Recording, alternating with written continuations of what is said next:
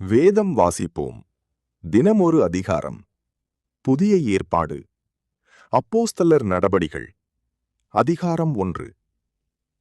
தியோப்பிலுவே, இயேசுவானவர் தாம் தெரிந்து கொண்ட அப்போஸ்தலருக்கு பரிசுத்த ஆவியினாலே கட்டளையிட்ட பின்பு அவர் எடுத்துக்கொள்ளப்பட்ட நாள் வரைக்கும் செய்யவும் உபதேசிக்கவும் தொடங்கின எல்லாவற்றையும் குறித்து முதலாம் பிரபந்தத்தை உண்டு பண்ணினேன்.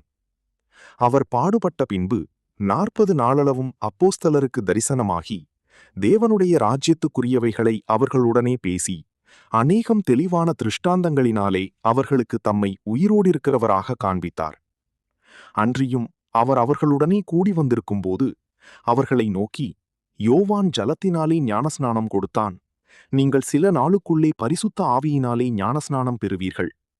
ஆகையால் நீங்கள் எருசலேமை விட்டு போகாமல் என்னிடத்தில் கேள்விப்பட்ட பிதாவின் வாக்குத்தத்தம் நிறைவேற காத்திருங்கள் என்று கட்டளையிட்டார். அப்பொழுது கூடி வந்திருந்தவர்கள் அவரை நோக்கி, ஆண்டவரே, இக்காலத்திலா ராஜ்யத்தை இஸ்ரவேலுக்கு திரும்ப கொடுப்பீர் என்று கேட்டார்கள்.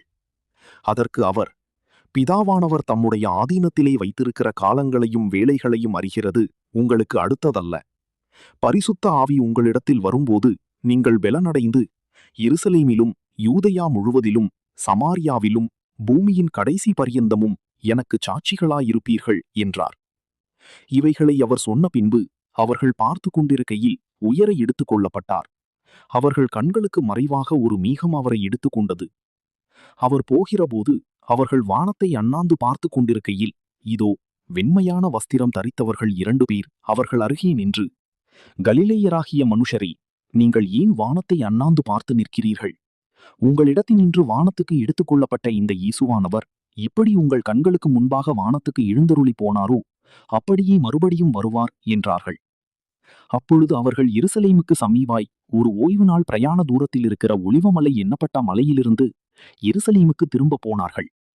அவர்கள் அங்கே வந்தபோது மேல் வீட்டில் ஏறினார்கள்.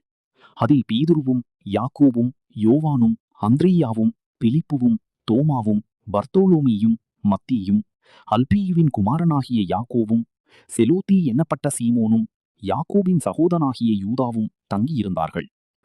அங்கே இவர்கள் எல்லாரும் ஸ்திரீகளோடும் இயேசுவின் தாயாகிய மரியாளோடும் அவருடைய சகோதரரோடும் கூட ஒருமனப்பட்டு ஜெபத்திலும் வேண்டுதலிலும் தரித்திருந்தார்கள்.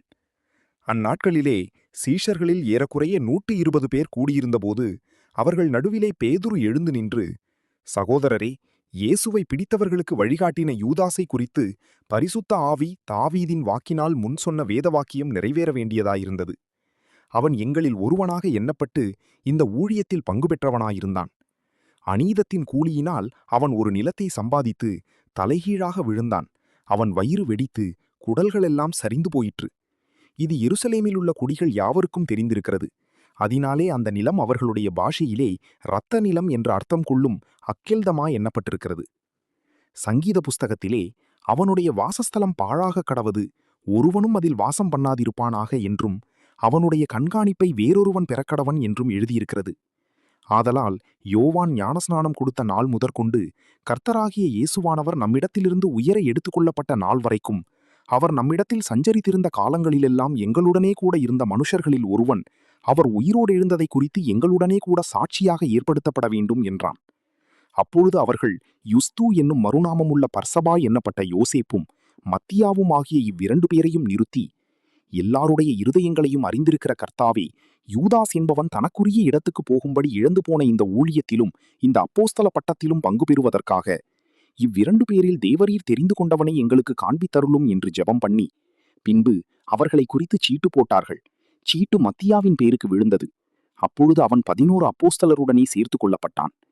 ஆமீன். கர்த்தருடைய ஆசீர்வாதம் உங்கள் மேல் இருப்பதாக. ஆமீன், ஆமீன்.